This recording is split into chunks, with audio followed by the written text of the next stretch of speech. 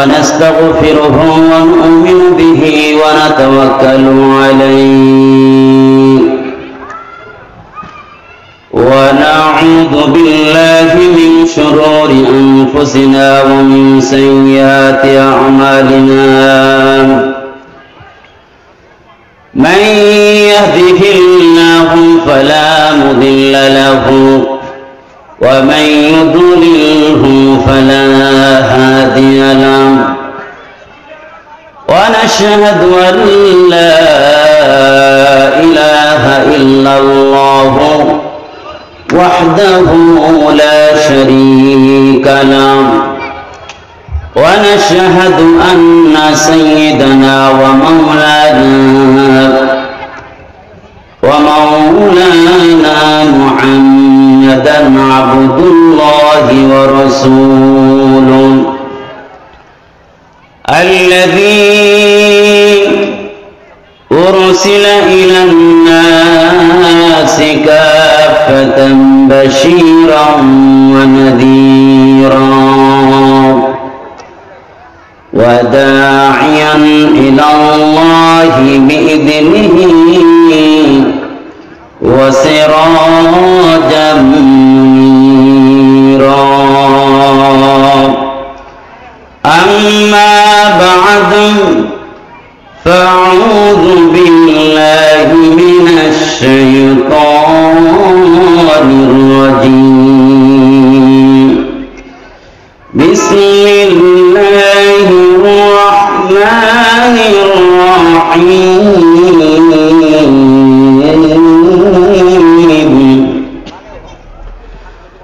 تبارك الذي بيده الملك وهو على كل شيء قدير الذي خلق الموت والحياة ليبلوكم أيكم أحسن عملا وهو العزيز الغفور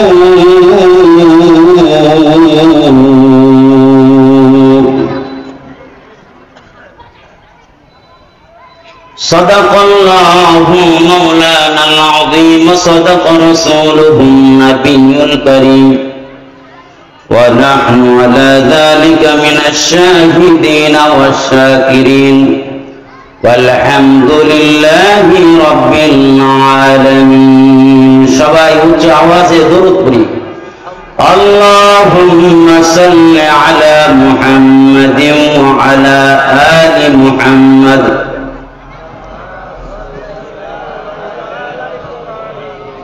وعلى آل إبراهيم এই দরুদটা আমরা জানি না কে কে জানি হাত তুলে দেখি মাশাআল্লাহ সবাই জানে যদি কার একটু দুর্বল থাকে একসাথে পড়লে হয়ে যাবে জোরে আওয়াজ দিয়ে পড়ুন আল্লাহুম্মা বারিক আলা মুহাম্মাদিন ওয়া আলা আলি মুহাম্মাদ কামা বারাকতা আলা ইব্রাহিম ওয়া আলা আলি ইব্রাহিম ইন্নাকা হামিদুম মাজিদ মুহাব্বতের সাথে উচ্চ আওয়াজে আল্লাহ পাকের নাম কালেমা সবাই উচ্চ আওয়াজে বলি লা ইলাহা ইল্লাল্লাহ লা ইলাহা ইল্লাল্লাহ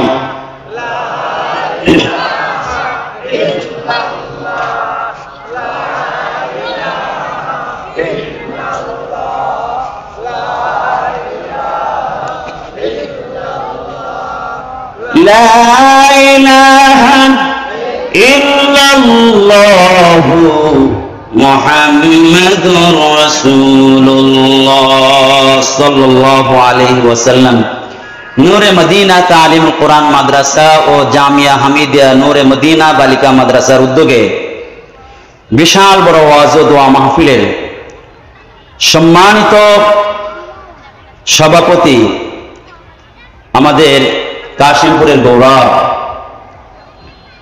কাশিমপুরের ঐতিহ্যবাহী বিদ্যাপীঠ শারদাগঞ্জ কাসিমুল উলুম দারুল কাসিমিয়া মাদ্রাসার সম্মানিত সাবেক প্রিন্সিপাল আলহাজ হযরত মাওলানা ইসহাক সাহেব দামাত বরকাতুহুম মাদ্দাজিল্লাহ আলিয়া বারাকাল্লাহু ফি হায়াতি, বলুন আমিন। সবাই চৌকান্ন থাকবেন, দিলের কানটা দিয়ে কথাগুলো শুনবেন, আর দুইটা চোখ আমার দিকে ফিট করেন। এটা একটা ক্যামেরা, এটা একটা কি ক্যামেরা। আল্লাহ পাক এত দামি ক্যামেরা দিয়েছেন। ক্যামেরা তো এই পিচ্ছি কথা বলবি না, ক্যামেরা ডিলিট করলে ডিলিট হয়, যেটা দেখে সামনে শো করা হয় সেটা ভিতরে নিয়ে নেয়। আমি আপনি যে জিনিস তাকায় দেখি সাথে সাথে তার একটা ফটোকপি ভিতরে ঢুকে যায়। সরে বলেন ঠিক কিনা? ভিতরে ঢোকে কিনা? এখানে কার কার বাবা নাই হাত তোলেন দেখি। অনেক মানুষের বাবা নাই। আল্লাহ পাক আজকে আখেরি মোনাজাত দিয়ে যাব। আল্লাহ পাক যেন আজকে এই মাহফিলের ওসিলায়, দোয়ার ওসিলায় আল্লাহ পাক যেন আমাদের প্রত্যেকের মৃত্যু বাবা মাকে মাফ করে দেন, বলুন আমিন। আমার ভাইরা, বাবাকে দেখেছি আজ থেকে 20 বছর আগে। 20 বছর যাবৎ বাবাকে দেখি না, এমন মানুষ এখানে আছে কি নাই? 40 বছর হয়ে গেছে বাবাকে দেখি না, কিন্তু ওই বাবার কথা যখন মনে পড়ে যায়, বাবার কথা মনে পড়ে যাওয়ার সাথে সাথে কিন্তু তার একটা ছবি অন্তরের মধ্যে চলে আসে কি আসে না? জোরে বলেন। আমার ভাইরা, আমার সঙ্গে একটু কথা বলেন। আপনার কথা বলার আগে পিছিয়ে বেশি কথা বলতেছে, এই পিছিয়ে কন্ট্রোল করবো কিরা? হ্যাঁ বাবা, তোমার কথা বলবা? কথা বলবো না, কথা বলো না, আপনারা বলেন না, আমি ঠিক করতেছি, মাইক তো আমার কাছে থাকতে দেন। ওরাই জামানার খালেদ বিন ওলি দিব, কি বলেন? হ্যাঁ, ওরাই তো বড় আল্লাহ হবে, বড় বীর মুজাহিদ হবে, ওরা তো জাতির ক্ষমতার। এই জন্য আমাদেরকে পাশে রাখতে হবে।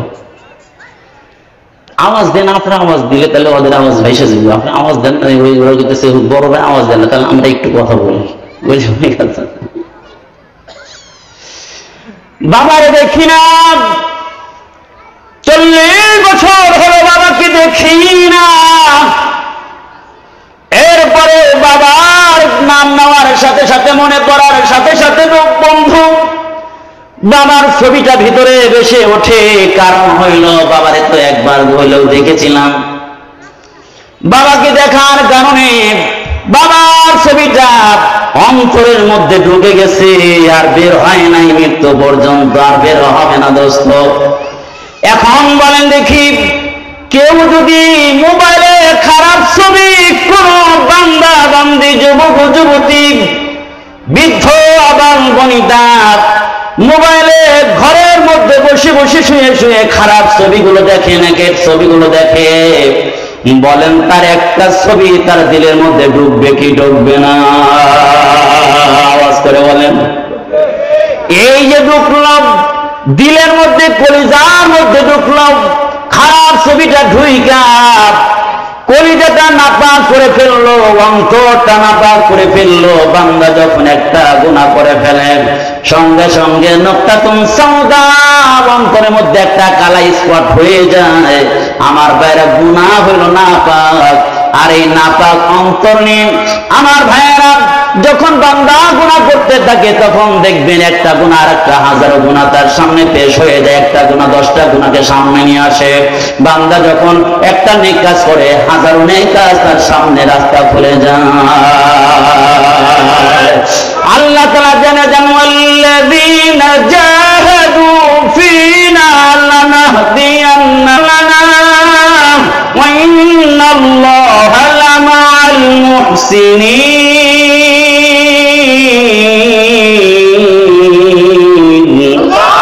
আল্লাহ তাআলা জানেন, ও বান্দা,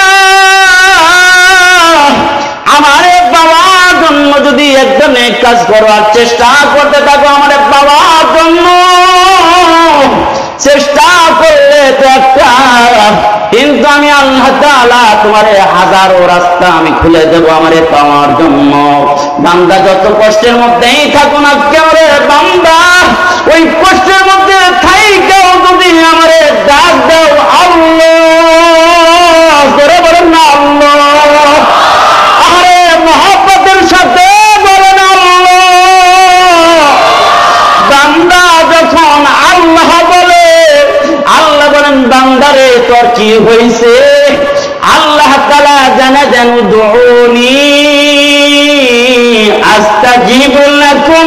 ও বান্দা, কোন মুসিবতে পড়া আমারে যদি ডাক দাও, আমি তো ঘুমাই না, লা তাখুযুহু সিনাতু ওয়ালা নাওম, আমার তো ঘুম ধরে না, তন্দ্রা ধরে না। গভীর রাত্রিতে উঠেও যদি আমার একবার ডাক দিয়ে দাও, আমি বলি লাব্বাইকা আব্দি। ওই বান্দা তোর কি হয়েছে আমারে বল, আমারে বল, পৃথিবীর কাউরে বলিস না, আমারে বল, আমি তোর মুসিবত দূর কইরা দেব। বান্দা তোর রিজিকের অভাব, বান্দা তোর সমস্যা রোগ ব্যাধি হয়েছে, আমি আল্লাহ তাআলা প্রথম আকাশে গভীর রজনীতে ডাক দিতে থাকি, রে বান্দা তোর কি হয়েছে আমার কাছে বল। এই জন্য গভীর রাত্রিতে উঠা দুই রাকাত নামাজ পড়া যদি আল্লাহ তাআলার কুদরতি পায় সিজদা দিয়া দুই ফোঁটা চোখের পানি ছিঁড়ে দিয়ে কান্দে, আল্লাহ তাআলা বলেন বান্দারে তোর চোখের পানি আমার দেখতে কষ্ট লাগে। আল্লাহ রাসূল জানা দেন এই বান্দার চোখের পানি নাকের ডগায় আসার আগেই বান্দা যা চায় আমি আল্লাহ তাআলা তা পূরণ করে দেই।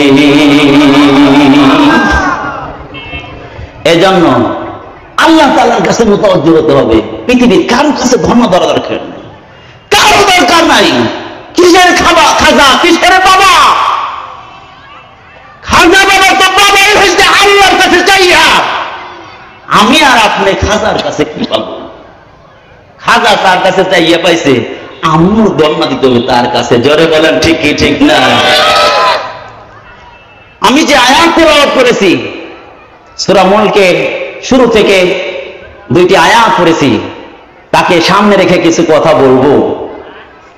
তার আগে বলি, আমাদের দেশে এই মানুষের ঈমান চুরি করার জন্য অনেক চোর বের হয়েছে, অনেক চোর বের হয়েছে। এখন এই এলাকায় লাগে না, এই এলাকায় দরকার নাই, ইউটিউবে ছেড়ে দিছে, কোটি কোটি মানুষ সাথে সাথে পেয়ে গেছে।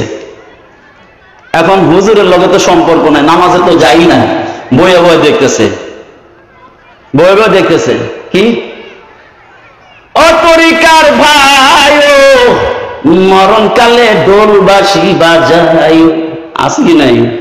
মরণকালে ডোলবাসি বাজায় ও তরিকার ভাই, মরণকালে ডোলবাসি বাজায়, আসি কি নাই? এমন তো শুনতেছে, হয়তো ভালোই লাগে, নামাজের কথা কয় না, মরণকালে ঢোলবাসি বাজায়। হুজুরা কয় সূরা ইয়াসিন পড়তে,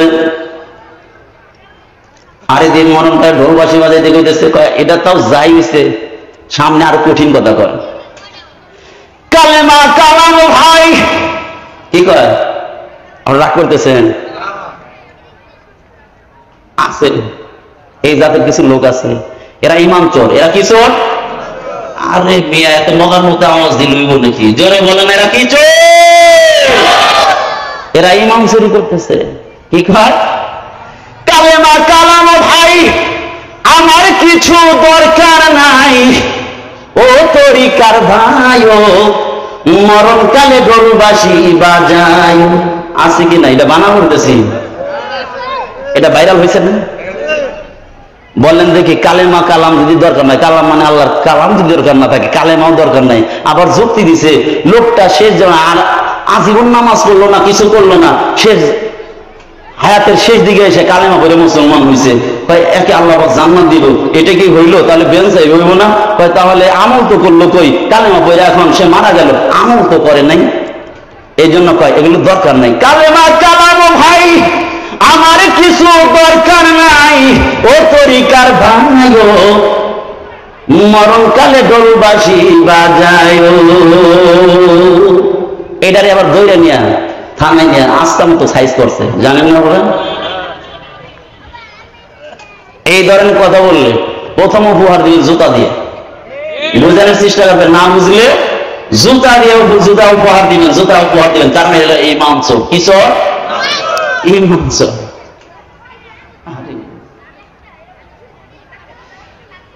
আল্লাহ আল্লাহ আল্লাহ। আমার ভাইরা,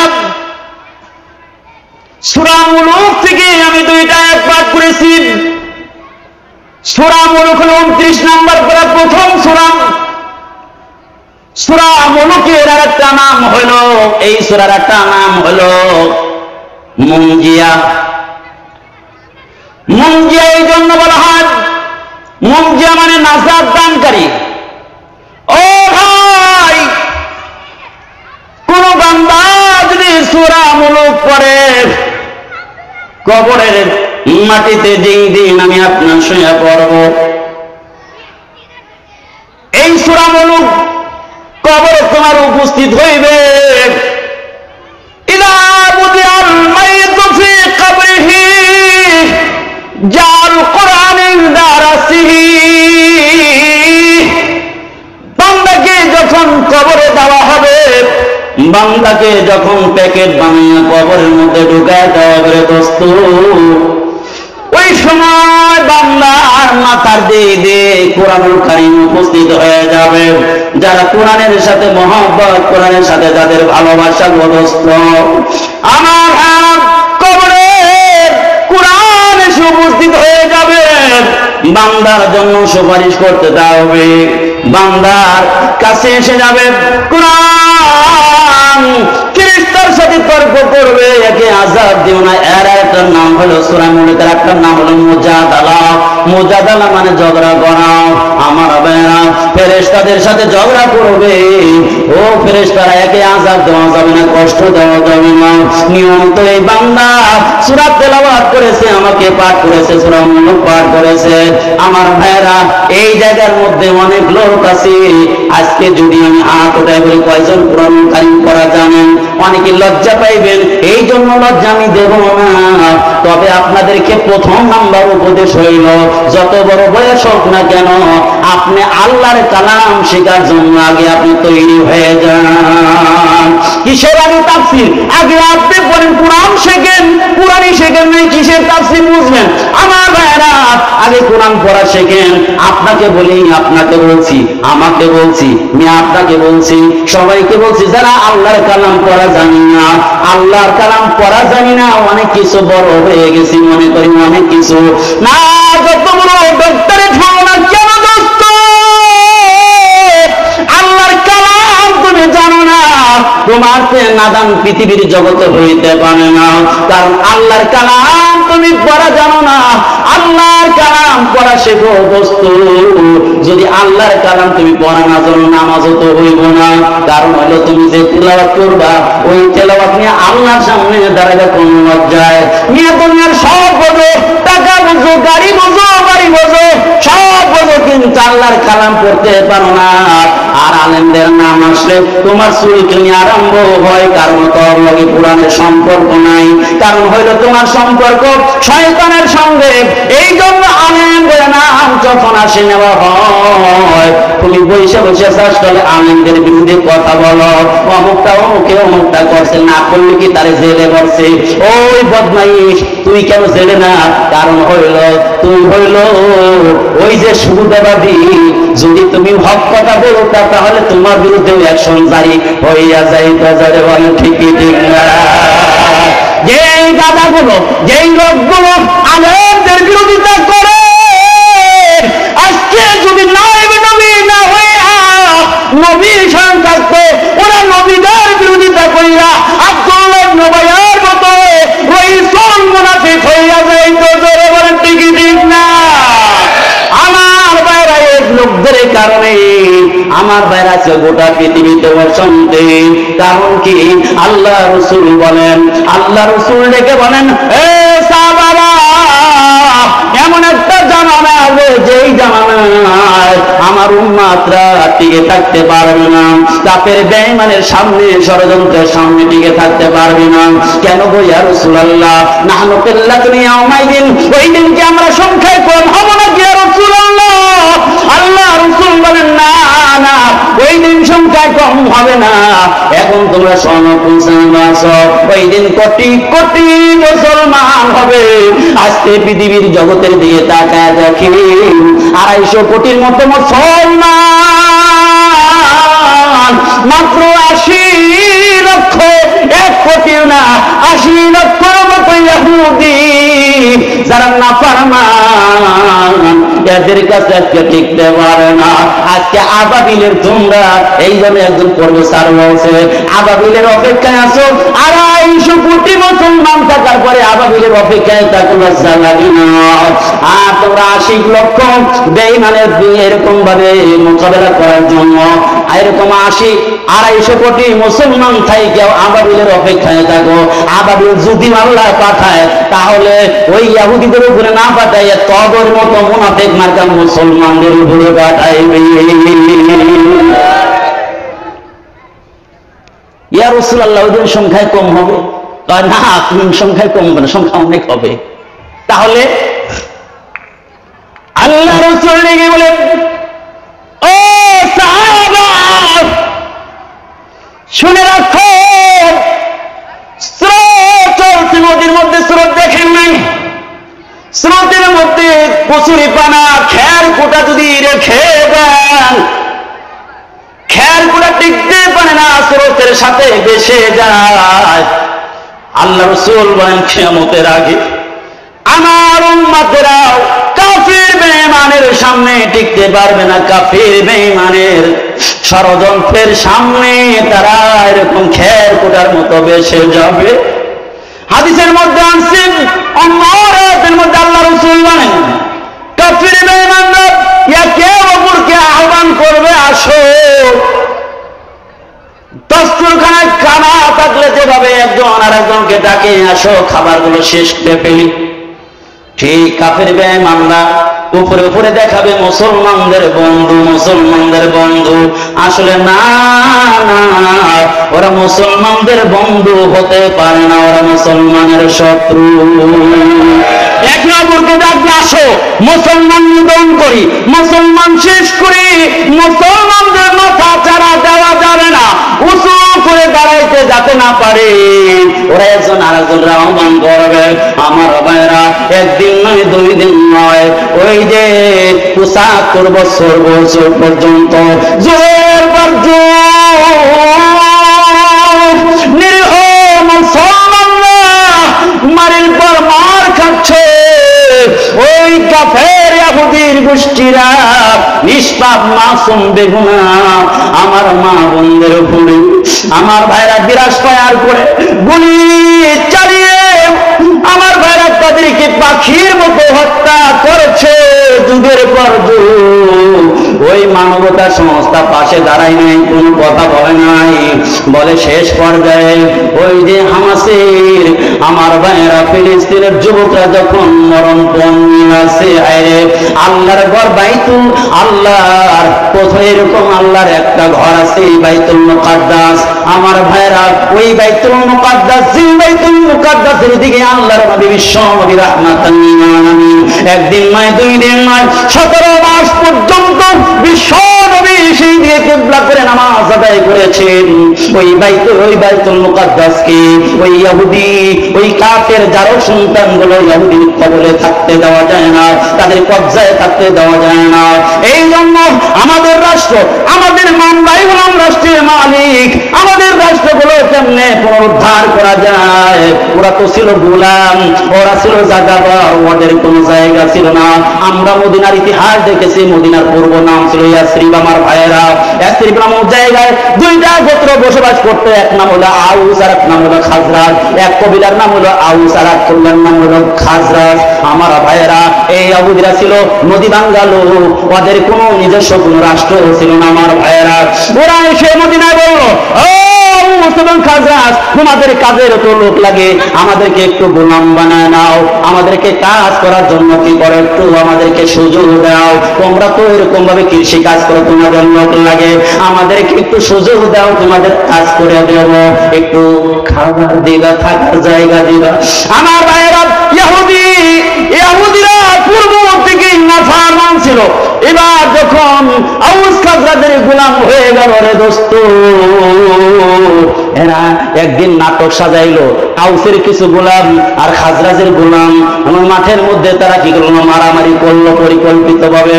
মারামারি কইরা এরা বাড়িতে গিয়ে রাত্রে গিয়ে বলতেছে, আউসের গোলামরা আউসকে বলতেছে, আপনারা যদি এরকম ভাবে প্রতিশোধ না নেন, আপনার গোলামকে মেরেছি, তাহলে আপনাদের উপরে আঘাত করা হলো।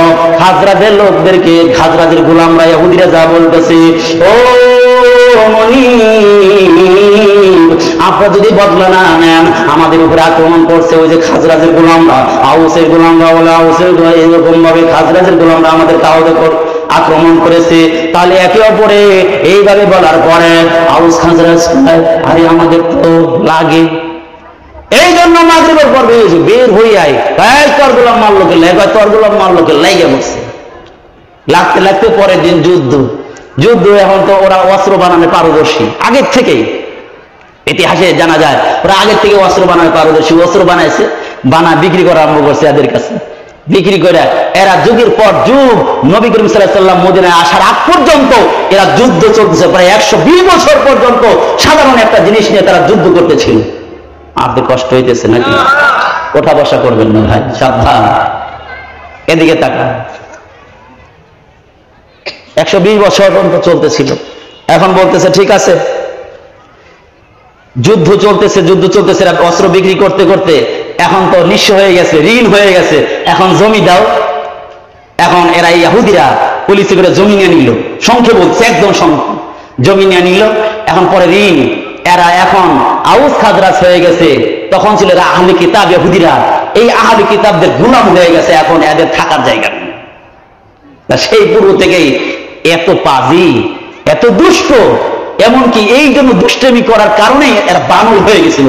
আল্লাহ পাক বলেন, এই নাফরমান, ওই জামানায় নাফরমানি করলে সাথে সাথে অ্যাকশন হইতো। এই আমি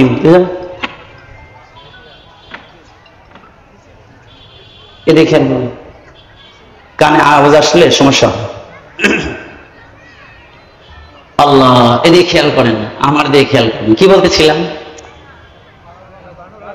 বানর হয়ে গেছে জাতি। কারণ আগের জামানায় কোন আল্লাহ নাফরমানি করলে সাথে সাথে অ্যাকশন আসতো। দাউদ পয়গম্বর বললে, তোরা নাফরমানি করিস না। ওরা দেখে শনিবারে দিন নদীর পাড়ে গেলে বড় বড় মাছ ধরা যায়, হাতায় দাড়ি বাসায়, কিছু বলে না, মাছ যায়ও না। তো কি করলো, ওরা বসি ফেললো। চিন্তা করলো রবিবারে আর মাছ পাওয়া যায় না, এই জন্য শনিবারে বসি দিয়ে মাছগুলো গাইতে রেখে আসে। আবার গর্ত বানায় মাছগুলো যখন ঢোকে পাথর দিয়ে রেখে আসে, যাও দিয়ে চাপা, জাকি জ্বালাচ্ছে না, যাও দিয়ে রেখে মাছ আটকা চলে আসে। রবিবার দিন মাছ দিয়ে উঠে নিয়ে আসে। এখন দেখলো, চিন্তা করলো, এর মধ্যে 3 দল হয়ে গেল। এক দল নিষেধ করে, এই তোরা যে কাজ করতেছিস আল্লাহর কিন্তু গজব চলে আসবো। আর এক দল কিছু হয় না, ওদের বললে কি ওরা তো এই কাজ করে। এরকম আছে না কিছু লোক সমাজের মধ্যে। এই জন্য যারা নিশ্চুপ থাকে, এরকম চুপ থাকে, যারা হকের পক্ষে আওয়াজ দেয় না, হকের পক্ষে কথা বলে না, এরা হলো আশ-শাইতান ওয়া আখরাস। আস্তাকিতু আনিল হাক্কি শাইতানুন আখরাসু, যারা সত্য বলা থেকে চুপ থাকে এরা হলো বুবা শয়তান। কি শয়তান? বুবা শয়তান। যখন গজব আসে এই বুবা শয়তানরা বাঁচতে পারে। 3 দল হয়ে গেছে। এক দল তো এই অপকর্মে লাগিয়ে গেছে, আর এক দল নিষেধ করলো, মাঝখানের দল কিছু না, এদিকে না ওদিকে না। এখন কিছুদিন যখন হয়ে গেল, প্রথম নাম্বার দল বললো, এই তোদের লোক আর থাকা যাবে না, আল্লাহর গজব মনে আয়া করবো। এই জন্য একই কলোনিতে এরা আলাদা ফাটল করে ফেলছে, একটা অল দিয়ে আলাদা করে ফেলছে। হঠাৎ করে রাত্রে ঘুমায় গেছে, সকাল বেলা দেখে ওদের কোনো আওয়াজ নেই, কোন ধরনের আওয়াজ পায় না। অল্টপ পেয়ে গিয়ে দেখে সব বানর হয়ে গেছে। নাউজুবিল্লাহ। এই দল নাহি আনিল মুনকার যারা করেছে, অল্টপ পেয়ে অন্য পারে গিয়া বলে, হায় রে, এদেরকে নিষেধ করেছিলাম, এখন দেখে চোখের পানি সারা কোনো গতি নেই। লোকগুলোকে দেখে বানর হয়ে গেছে।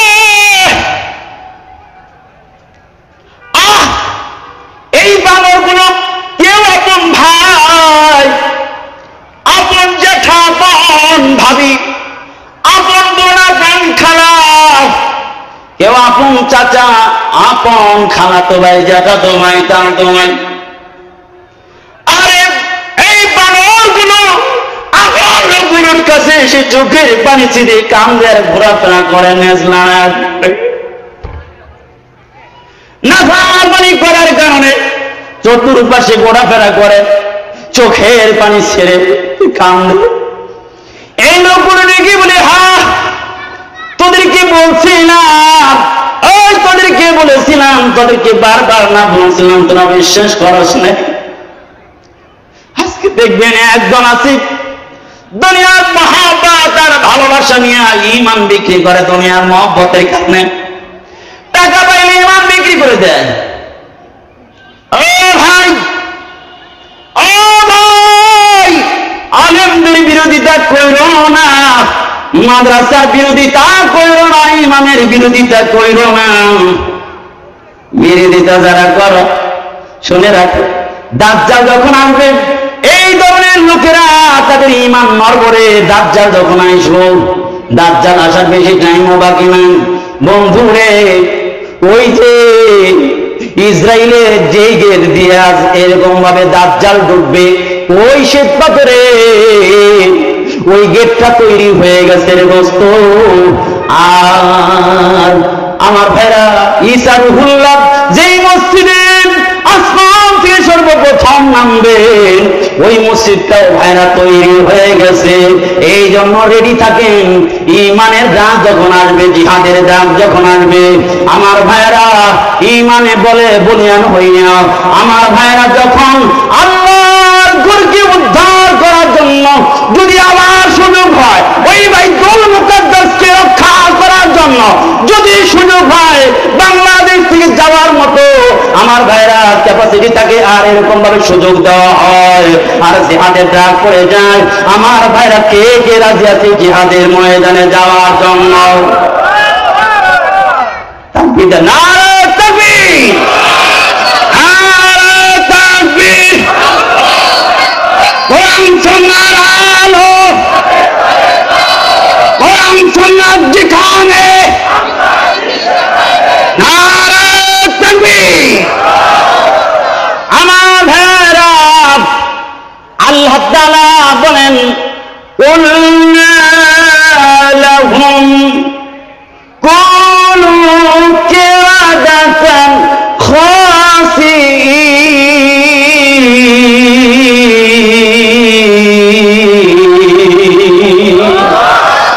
আল্লাহ তাআলা বলেন, বানর হ, কোন জুমা হাজিরের সিগাব আমরে হাজির হয়ে যা, তোরা কোন কিরাদাতান বানর, খাসিন লাঞ্ছিত অপমানিত বানর হয়ে যাও। সকালবেলা থেকে বানর হয়ে গেছে, ওরা নেক্সট জেনারেশন ছড়ায় নাই, ওদের আওলাদ পর্যন্ত হয় নাই, সন্তান হয় নাই। 3 দিন পরে ওদের সবাই ধ্বংস হয়ে গেছে, মারা গেছে। আমার ভাইরা বলতেছিলাম, বুঝাইতেছিলাম, ইহুদির গোষ্ঠী ওরা কত দুষ্ট। আমার ভাইরা আগে থেকে ওদের দুষ্টামি। আমার ভাইরা ইহুদি, ওই যে বনি ইসরাইল, ইয়াকুব আলাইহিস সালামের 12 সন্তান, এদেরকে বলায় বানি ইসরাইল। ইসরাইল, ইল মানে আল্লাহ, আর ইল মানে আল্লাহ, ইসরা মানে আব্দ, বান্দা। এটা ইয়াকুব আলাইহিস সালামের উপাধি ছিল। ইসরাইল মানে আব্দুল্লাহ, ইয়াকুব আলাইহিস সালাম, আর বনি মানে সন্তান, আর বনি ইসরাইল মানে ইয়াকুব আলাইহিস সালামের 12 সন্তানদেরকে বলা হয় বনি ইসরাইল। আমার ভাই, ওই যে বলতেছিলাম, আল্লাহ রাসূল বললেন, এই লোকগুলো আমার শেষ জামানার উম্মতেরা কাফের বেঈমানদের সামনে, ষড়যন্ত্রের সামনে টিকে থাকতে পারবে না। সাহাবায়ে কিরাম বলেন, কেন? আল্লাহ রাসূল বললেন, কারণ হইল আমার শেষ জামানার উম্মতদের মধ্যে 2টা কাজ হবে, 2টা সিফাত থাকবে, 2টা দূষণীয় গুণের মধ্যে তারা জড়া যাবে। 1 নম্বর হুব্বুদ দুনিয়া, তারা দুনিয়ার মহব্বতে পড়িয়া যাইবে। এই দুনিয়ার মহব্বতে পড়িয়া যাইব, ওটা আবার কি? কয় আজান হয়ে গেছে, দোকান ছাড়ে না, আজান হয়ে গেছে, খেলা ছাড়ে না, আজান হয়ে গেছে, শাস্ত্র ছাড়ে না, নামাজ হইতেছে। এই যে নামাজ পড়ে না, মিফতাহুল জান্নাহ, নামাজ হলো বেহেশতের চাবি। ও চাবি নিতে চায় না, ও চাষতলে বসে বসে চাবি খোঁজে। অমুক জায়গায় যায়, তমুক জায়গায় যায়, চাকরি করে, খেলাধুলা করে, কিন্তু নামাজের টাইম চলে যায়, নামাজ পড়ে না। বলেন তাহলে যারা নামাজ পড়ে না ওদের অন্তরের মধ্যে দুনিয়ার মহব্বত, এই জন্যই তো ওরা নামাজ আদায় করে না। জোরে বলেন ঠিক কি ঠিক না? এখন নামাজ নাই যার, এদেরকে কামেল মুসলমান বলা যাইব? এদেরকে কামেল মুসলমান বলা যাবে না। যাই হোক, ওটা একটা আলাদা অধ্যায়। বলতেছিলাম রাসূল 2 নম্বর বললেন হুব্বুদ দুনিয়া ওয়া কারাহিয়াতুল মাউত। কে দিয়ে তাকান? মউতকে ভয় পাবে। এই মউতকে ভয় পাবে কিভাবে? মউতকে ভয় পাবে আমার একজন মুসলমান ভাইকে ধরে অন্যায়ভাবে আক্রমণ করেছে, আমি সেখানে কোনো ভূমিকা পালন করি না। বলে যদি ভূমিকা পালন করতে যাই তাহলে আমার গদিও চলে যাইতে পারে, আমার কল্লাটা চলে যাইতে পারে। বলে পরবর্তীতে আমার শায়েস্তা করবে, এই জন্য মৌতের ভয়ে আমি তার পাশে দাঁড়াই না। ধরে বলেন ঠিকই ঠিক না?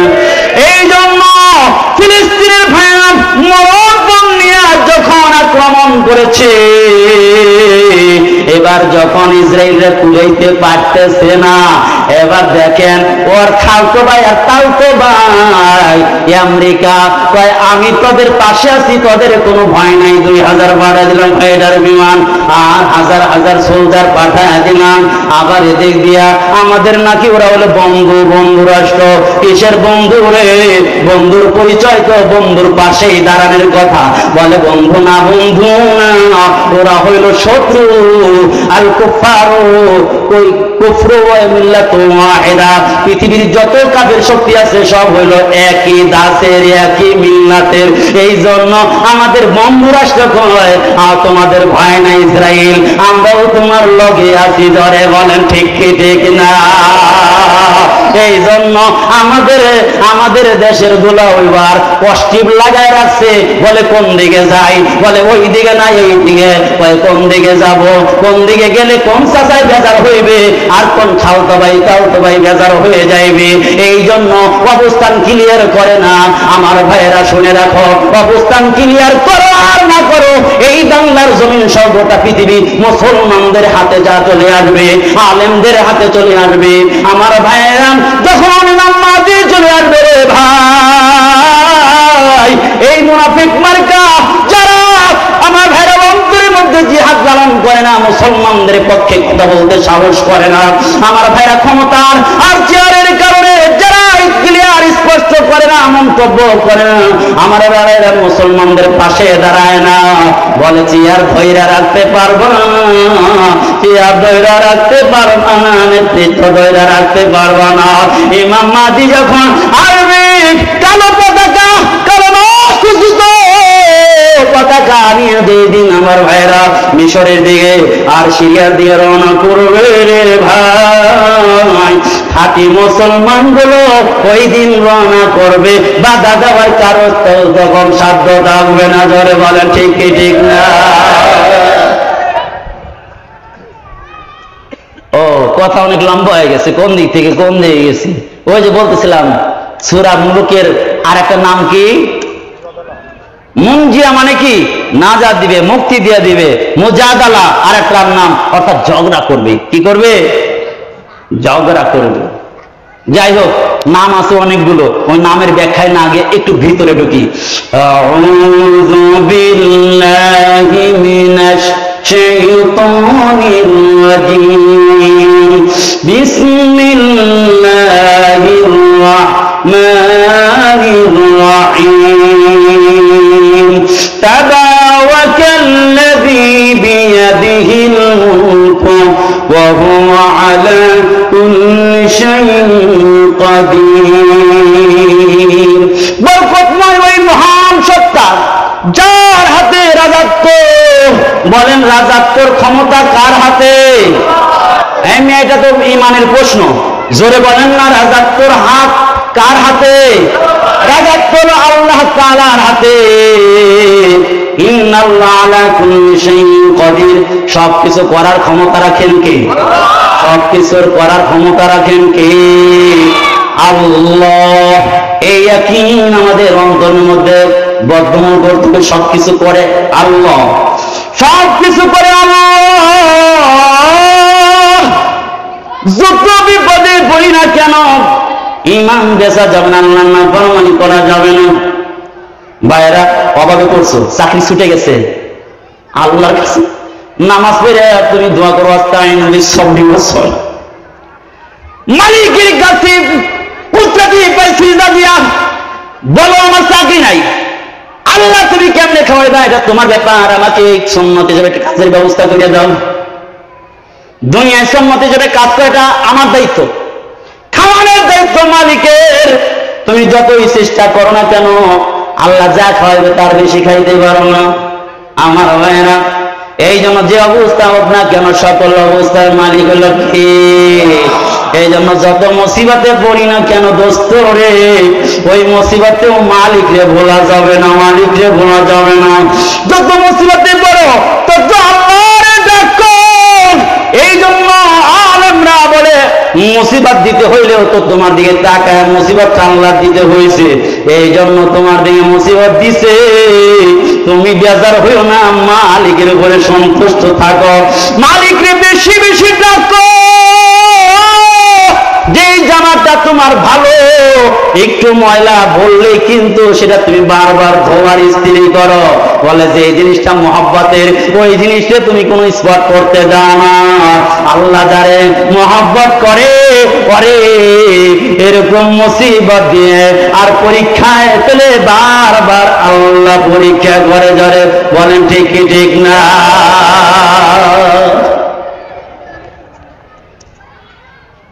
যত বড় মুসিবত আসুক না কেন কখনো আল্লাহরে ভোলা যাবে না।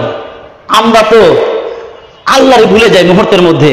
মুসিবত আসার আগেই এমন হায় হতাশ, হায় হায় হায় হায় রে, মন হয় আমরা তো অনেকে মুশরিক হয়ে আছি। চাকরি যে আমারে খাওয়ায়, চাকরি চলে গেলে আর আমি চলতে পারবো না, আমি একবারে কি হয়ে যায়, নার্ভাস হয়ে যায়। যদি ইয়াকিন যদি ঠিক না থাকে তাহলে আমি কাফের হয়ে যাব। ফ্যাক্টরি বন্ধ হয়ে গেলে আমার ঘর ভাড়া বন্ধ হয়ে যাও, আমি তো কি খাবো? ইয়াকিন এসে গেছে, ভরসা এসেছে কিসের? আল্লাহ যে খাওয়ায়, আল্লাহ যে পালে, এই ইয়াকিন আমার অন্তরের মধ্যে এখনো ফিট করতে পারি। আল্লাহ যে সব করে। আমি একটা ঘটনা বলে আপনাদের সামনে উদাহরণটা নিই। শেখ আল হাদিস জাকারিয়া রহমাতুল্লাহ ভারত উপমহাদেশের শ্রেষ্ঠ শেখ আল হাদিস একটা বাস্তবসম্মত একটা ওয়াকিয়া, বাস্তব একটা ওয়াকিয়া তুলে ধরেছেন। ফাজাইলে সাদাকাতের মধ্যেও এই ওয়াকিয়াটা উল্লেখ আছে। এক মহিলা তার দুগ্ধপোষ্য ছোট্ট একটা বাচ্চা সাথে নিয়ে তিনি একটা সফরের প্রয়োজন দেখা দিল। সেই সফরে যখন রওনা দিলেন, এখন সামনে দেখে বিশাল বড় নদী, ওই যে পদ্মা নদী আছে, যমুনা, এরকম বড় বিশাল বড় নদী। এই নদী পাড়ি দিবে কিভাবে? একটা ট্রলার ভাড়া করলো ব্যবসায়ী কাফেলা, তার সাথে মহিলা উঠে বসলো। মহিলা সহ ব্যবসায়ী কাফেলা নৌকায় যখন উঠেছে, নৌকায় উঠে এপার থেকে অন্য ওই পারে যখন চলে যাবে দোস্ত, রাত্রিও হয়ে গেল। দরিয়ার কিনারা ছেড়ে যখন মাঝপথে পৌঁছে গেছে, বড় নদীর মাঝপথে যখন পৌঁছে গেছে দোস্ত, এবার গভীর রাত হয়ে গেছে। রাত্রিতে বাতাস উঠে আসলো, সিডর উঠে আসলো, নৌকার পাল্লা ফেলাতে আরম্ভ করল। ওই জামানায় নৌকা একা একা চলতো না দোস্ত, নৌকার পাল চলতো একসঙ্গে 10টা 20টা নৌকা একসাথে চলতো। বাতাসের অনুকূলে বাদাম টানাইয়া দেখছেন, এখনকার ছেলেরা তো দেখেনি। পাল তুলে রওনা দিয়েছে, বাতাসের অনুকূলে রওনা দিয়েছে, কিন্তু মাঝপথে যখন দরিয়ার মাঝপথে পৌঁছে গেছে, এমন সময় সিডর আর টর্নেডো যখন ঘূর্ণিবায়ু আরম্ভ হয়ে গেছে। আপনারা অনেকে নৌকায় উঠছেন কিনা। একবার আমরা চৌখালিতে এই পার থেকে যখন আমরা ইনায়তপুর যাইতেছিলাম, তখন আমি ছোট, প্রায় 50-60 নৌকা, 1-150 উপরে বেশি এলো, প্রায় 200 লোক হবে। মাঝপথে যখন বুঝলাম, তখন আমি শাহজাদপুর লেখাপড়া করি, মাঝপথে যখন বুঝে গেছি নৌকাতে এবার হেলা দোলা আরম্ভ করছে, যেখানে পানি বেশি করে কাটায় ওই জায়গায় পৌঁছে গেছে। অন্তন নৌকা এবার উপরে যায়, একবার নিচে আছে, দেখাই যায় না, নৌকা লাফালাফি করে। এখন কিছু লোক তাকবীর আরম্ভ করছে, আল্লাহর ধ্বনি দেওয়া আরম্ভ করছে, কালেমা পড়ে কেউ। আমি ওই দিন এত ভয় পেয়েছিলাম আর তওবা করছিলাম, জীবনে আর কোনোদিন নদী পাড়ি দেব না, নৌকায় আর উঠবো না। কিন্তু ভাই কি করব, নৌকায় তো উঠাও লাগে মাঝে মাঝে, সরে তো মাহফিল থাকে, যাওয়া লাগে। আমার ভাইরা নৌকার পাল একবার উপরে ওঠে, একবার নিচের দিকে নামে, দেখা যায় না ভাইরা। মানুষ ভয় পেয়ে গেছে, একবার উপরে ওঠে, একবার নিচে নামে। দেখা যায় রাত্রি গভীর রাত, নৌকাগুলো পালগুলো ছিঁড়ে গেল, রশি ছিঁড়ে গিয়ে একটা তছনছ হয়ে গেল। মহিলা ডেকে বলে, আমি যে নৌকার মধ্যে ছিলাম, আমি দেখলাম নদীর ওই সাপট পানির একর আক্রমণে আর দাপটের কারণে এমন ভাবে আঘাত করছে, আঘাত লেগে নৌকা তছনছ হয়ে গেল, ভেঙে গেল। আমি দেখলাম মুহূর্তের মধ্যে লোকগুলো কোথায় যেন ভেসে গেল, কে কোথায় চলে গেল। রাত্রে দেখা যায় না, আমার কোলে যে টুকরা সন্তানটা আমার কোলে, আমি আমার দুধ পুষ্য বাচ্চাটা আমি ছেড়ে দেই নাই রে। ও যুবক, তোদের পা বইরা বলি, মায়ের ব্যথা, মায়ের মহব্বত তোমরা জানো না। তুমি যদি মাকে মহব্বত না করো, কিন্তু তোমার মা যে তোমার কত ভালোবাসে তুমি জানো না। তুমি ওই নীলফামারী থেকে এসে, শেরপুর থেকে এসে, বগুড়া থেকে এসে, তুমি ওই রংপুর থেকে এসে এখানে তুমি চাকরি করো, তুমি মারে ফোন দাও না, কিন্তু মা তো তোমার জন্য ঠিকই মহব্বত আর চিন্তা করে। তুমি বইয়ের গোলাম হয়ে গেছো, মার জন্য টাকা পাঠাইতে পারো না, বাবার জন্য টাকা পাঠাইতে পারো না, কিন্তু ওই যে খাজা বাবার জন্য আপেল কিনা পাঠাইতে পারো, গরু পাঠাইতে পারো। ও দোস্ত, আল্লাহর কসম দিয়ে বলা যায়, ওই রকম খাজা বাবা আর অমুক বাবা তমুক বাবারে 1000 গরু দিয়া আর মন আপেল দিয়া আল্লাহরে খুশি করা যাইবে না। তুমি যদি 1 কেজি আপেল নিয়া, 1 কেজি মালটা নিয়া, তুমি যদি বেদানা নিয়া মায়ের হাতে দিয়া বেদানাগুলো খুলে খুলে মার মুখের মধ্যে দাও, মা এমন খুশি হয়ে যাইবে। মা যদি বেনামাজি হয় গো, মা যদি তোমার জন্য দোয়া করে, আল্লাহ তাআলা তুই দোয়া আল্লাহ তাআলা ফেরত দিবে না। কারণ হইল মা বাবার দোয়া আল্লাহ তাআলার আরশের মাঝে কোনো পর্দা থাকে না। এই জন্য কলিজার টুকরা যুবক তাদের হাতে পা ধরে বলি, মা বাবার খোঁজ খবর নিও রে ভাই। না হইলে সপ্তাহে 2 দিন 3 দিন তুমি মারে ফোন দিও, বাবারে ফোন দিও, তুমি টাকা পাঠায় দিও। প্রত্যেক মাসে যাওয়া সম্ভব না, বৃদ্ধা মা পান খায়, ওষুধ লাগে, টাকা লাগে, কিন্তু তুমি দাও না। বাবারে তুমি যদি টাকা পাঠায় দাও, পানের টাকা পাঠায় দাও, ওষুধ খাবার টাকাটা পাঠায় দাও, মা হাত খরচের জন্য 1000 টাকা পাঠায় দিলাম, তুমি জানো না মা যে কত খুশি হয়ে যাবে। মা দেখবা যদিও নামাজ পড়ে না, এমন মাও তোমার জন্য হাত তুলবে, তোমার জন্য দোয়া করবে। জোরে বলেন ঠিক কি ঠিক না?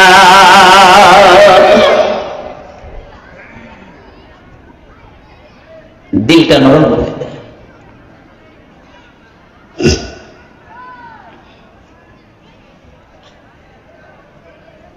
মহিলা দিকে বলি, আমার কলিজার টুকরা দুগ্ধ শুধু পোষ্য বাচ্চাকে আমি ছেড়ে দেই নাই, কোলের মধ্যে ধরে রেখেছি।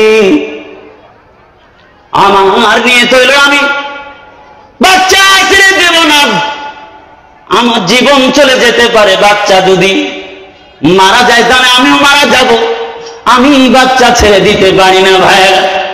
ওই যে 2001-এর দিকে দক্ষিণবঙ্গে একবার ফিভার হয়েছিল, আপনি অনেকেই জানেন কিনা, ওই সময় এত মিডিয়ার সরাসরি ছিল না।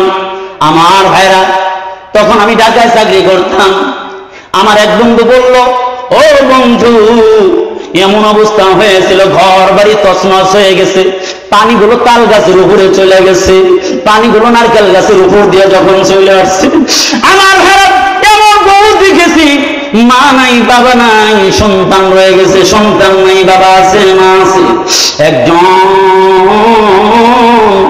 বাবা তার 2টা মেয়ে কন্যা সন্তানকে নিয়ে রওনা দিছে। পানি আস্তে আস্তে বাড়তেছে, পানি আস্তে আস্তে বাড়তেছে, পানিগুলো বাড়তে বাড়তে যখন বুক পানি হয়ে গেছে, একটা হইল কাঁধে, একটা হইল হাতে। আমার ভাইরা পানি বাড়তে বাড়তে যখন মুখ পর্যন্ত চলে আসছে, এখন তো সন্তানকে স্রোতের কারণ ধরে রাখতে পারে না, বড় সন্তানটাকে ছেড়ে দিয়েছে, বড় সন্তানটাকে ছেড়ে দিয়েছে। মুহূর্তের মধ্যে বড় সন্তানটা গায়েব হয়ে গেছে।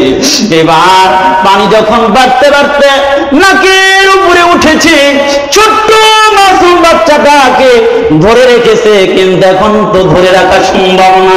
মাসুম বাচ্চা তার গলা ধরে রেখেছে, মাসুম বাচ্চাটাকে ছাড়তে চায় না, মাসুম বাচ্চা ছাড়তে চায় না, মাসুম বাচ্চা ধরে রেখেছে, কিন্তু বাবা তো সামনে চলতে পারে না, কি করবে? এই জন্য মাসুম বাচ্চা দেখে বলে, বাবা গো, বাবারে যেইভাবে ছেড়ে দিয়েছেন, আবার বোনটা দুনিয়া থেকে বিদায় নিয়েছে, বাবা গো আমার কিন্তু সাইরা দিন না, পানির মধ্যে আমি সাঁতার জানি না, আমি কিন্তু বাঁচতে পারবো না, আমারে কিন্তু সাইরা দিন। বারবার চোখের পানি দিয়ে কান্দে, আর ছোট্ট বাচ্চা চিৎকার করে কান্দে আর বলতে থাকে। এমন সময় বাবা ছাড়তে চায়, ছোট্ট বাচ্চা ছাড়তে চায় না, গলা জড়া ধরে রেখেছে। এই জন্য বাবা তার হাতের উপরে মুখটা বসে এমন জোরে কামড় দিয়েছে, ছোট বাচ্চা হাতটা ছেড়ে দিয়েছে। ছোট বাচ্চা যখন হাতটা ছেড়ে দিয়েছে, মুহূর্তের মধ্যে পানির মধ্যে ডুবে গেছে, আর খুঁজে পাওয়া যায় না। ওই লোক কিছুক্ষণ পরে দেখেন পানি কমে গেছে, একটা উঁচু জায়গাতে বসছে, কিন্তু 2টা বাচ্চা কিছুক্ষণের মধ্যে চলে গেছে। লোকটা পাগল হয়ে গেছে আর বলতে থাকে, দুনিয়ার মানুষ, আমার ছোট্ট বাচ্চার কথাটা এখনো মনে পড়ে, যখন আমি ঘুমের ঘরে শুইতে চাই, আবার আবার বাবা আমারে তুমি চাইও না, আমারে তুমি চাইও না, এই আওয়াজটার জন্য আমার কাছে। ভাই, এই লোকটার নাই বলতে কিছু নাই, বাবা নাই, মা নাই, বিবি নাই, সন্তান নাই, কিছু নাই। এই লোকটা যত ক্ষতিগ্রস্ত, এই লোকটার ইতিহাস শুনে আমার কান্না চলে আসলো, আমার কলিজার রক্ত পূরণ হয়।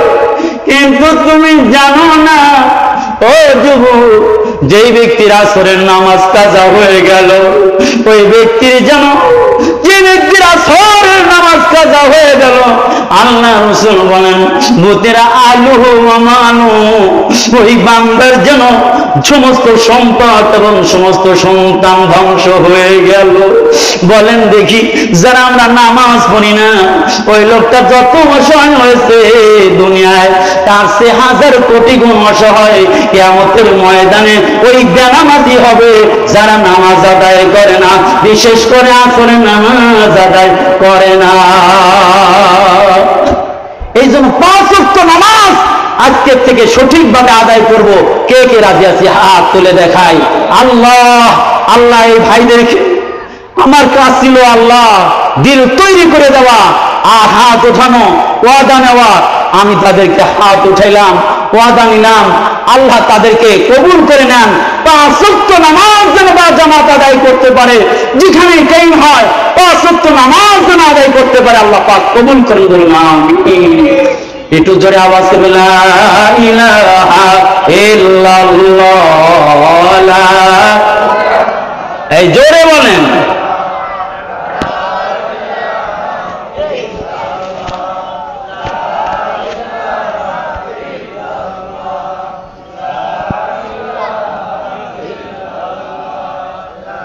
হুজুর এসে যাবে, উঠা বসা কেউ করবো না, আমরা ওদিকে তাকাবো না, এদিকে খেয়াল করি।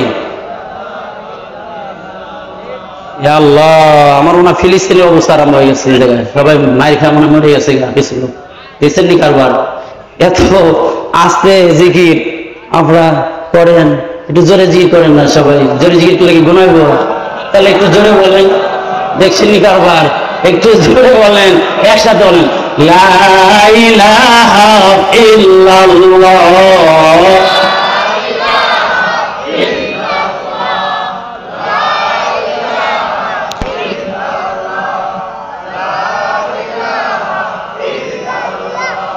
हजार में शजर में